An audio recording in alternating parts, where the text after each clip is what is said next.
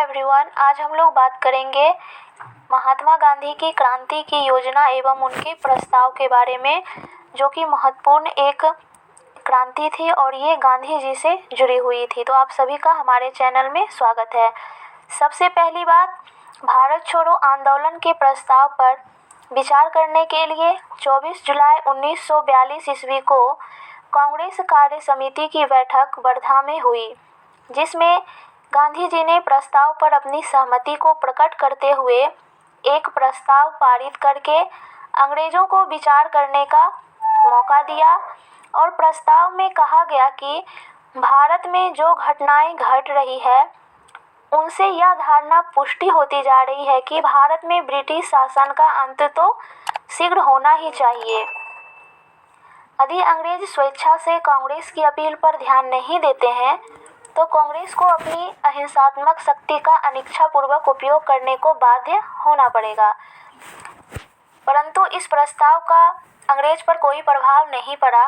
तत्पश्चात 7 अगस्त भारत छोड़ो को अपना ऐतिहासिक प्रस्ताव रखा गया और महात्मा गांधी ने भारत छोड़ो का नारा बुलंद करके देश को करो या मरो का संदेश दिया।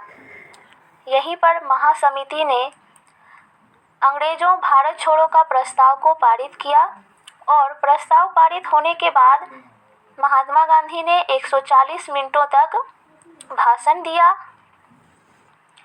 और अपने भाषण के क्रम में उन्होंने कहा, मैं फौरन आज़ादी चाहता हूं और रात को ही कल सवेरे से पहले आज़ादी चाहता हूं। भारतीय जनता को प्रोत्साहित करते हुए महात्मा गांधी ने कहा कि इसी क्षण से तुम में से हर स्त्री पुरुष को अपने को स्वाधीन मानना चाहिए और इसी तरह कार्य करना चाहिए कि मानो कि तुम आज़ाद हो और समाजवाद के चुंगल से भी मुक्त हो। तो यह कल्पना नहीं बल्कि स्वतंत्रता का सत्व है। गुलामी की जंजीर उसी दिन टूट जाती है जिस दिन गुलाम अपने को स्वतंत्र मान लेता है। महात्मा गांधी का उपयुक्त प्रस्ताव एक धमकी नहीं बल्कि एक दृढ़ संकल्प था। अब बात आती है नेताओं की गिरफ्तारी।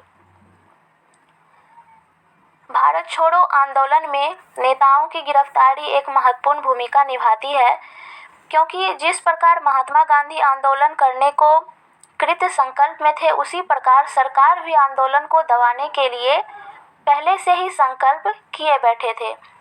8 अगस्त को भारत छोड़ो का प्रस्ताव पारित हुआ तथा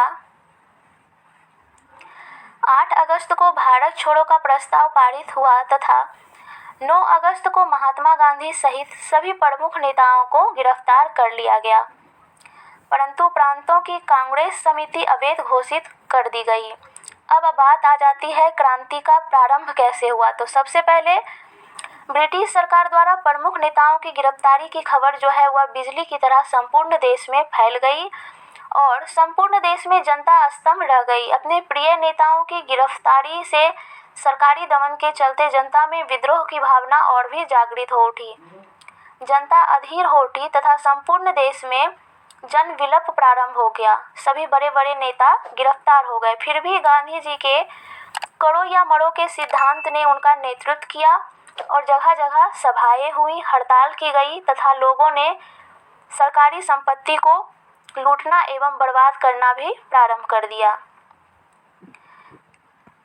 मद्रास और बंगाल में जनता ने सशस्त्र आक्रमण शुरू कर दिया तथा बहुत से प्रांतों में बल का भी व्यवहार किया गया।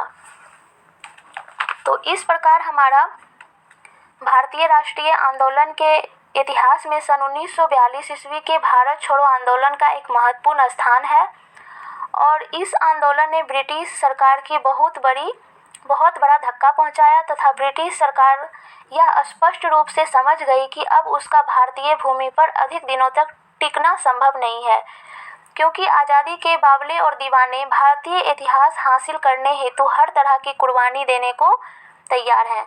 चूँकि यह आंदोलन 1942 ईस्वी के अगस्त महीने में शुरू हुआ था, अतः इस आंदोलन को अगस्त क्रांति की भी संज्ञा दी गई।